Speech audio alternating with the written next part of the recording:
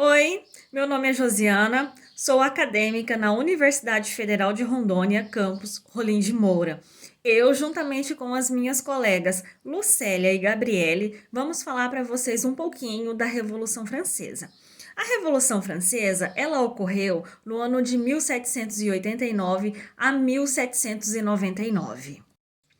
A Revolução Francesa é um dos acontecimentos mais importantes na história da humanidade. Foi através da Revolução Francesa que deu início aos direitos sociais e liberais. Isso ficou previsto na Declaração dos Direitos do Homem. As causas da Revolução Francesa, elas vieram à tona devido à forma que a baixa população da França naquele período era tratada. Ela era dividida em três partes. A primeira parte é o Estado, o clero. A segunda é o Estado, nobreza.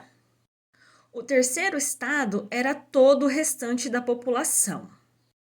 Ou seja, o terceiro estado era aquele que não tinha direito a nada e que mantinha o primeiro estado.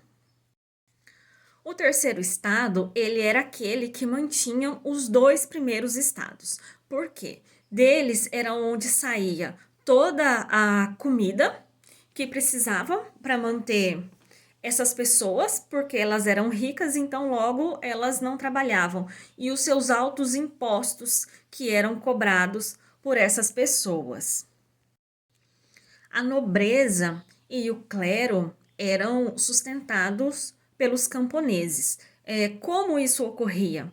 Através da cobrança de impostos. Então, essas pessoas tinham que trabalhar cada vez mais e as terras onde elas trabalhavam, além delas terem que trabalhar de graça, elas ainda tinham que pagar impostos para essas pessoas.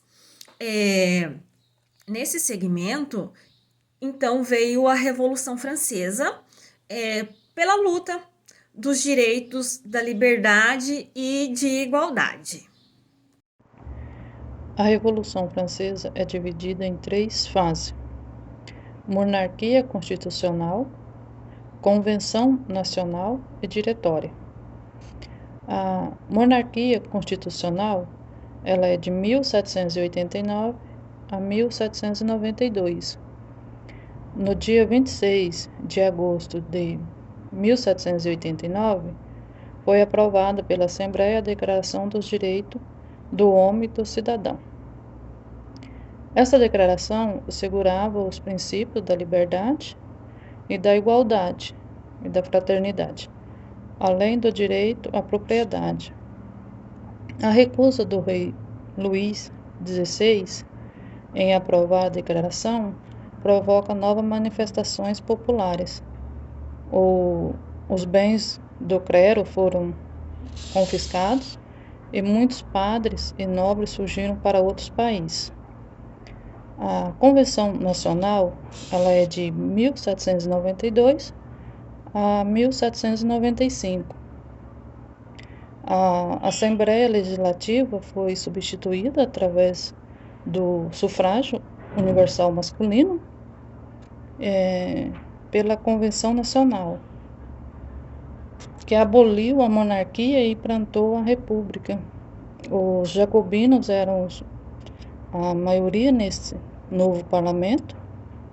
O rei Luís XVI foi julgado, sentenciado e culpado por traição, sendo condenado à morte por guilhotina e executado em janeiro de 1793. Meses depois, a rainha Maria Antonieta teria o mesmo destino. O diretório é de 1794 a 1799. A fase diretória dura 5 anos e se caracteriza pela ascensão da alta burguesia. Os girondinos ao poder recebem este nome pois eram 5 diretórios, que governavam a França. Inimigos dos jacobinos, seus primeiros atos é revogar todas as medidas que eles haviam feito. Durante sua legislação, no entanto, a situação era delicada. Os girondinos atraíram a antipatia da população ao anular o congelamento de preços. Vários países, como Inglaterra e o Império Austríaco, ameaçavam invadir a França, a fim de conter as ideias revolucionárias, pois, por fim, a própria nobreza e a família real, no exílio, buscavam organizar-se para restaurar o trono. Diante dessa situação, o diretório recorre ao exército, na figura do jovem general Napoleão Bonaparte, para conter os ânimos dos inimigos. Em 10 anos, de 1789 a 1799, a França passou por profundas modificações políticas, sociais e econômicas. A aristocracia do antigo regime perdeu seus privilégios, libertando os camponeses, dos laços que prendiam aos nobres e ao clero. E com tirando as amarras da época feudal, que limitavam as atividades da burguesia e criou um mercado de dimensão nacional. A Revolução Francesa foi do estágio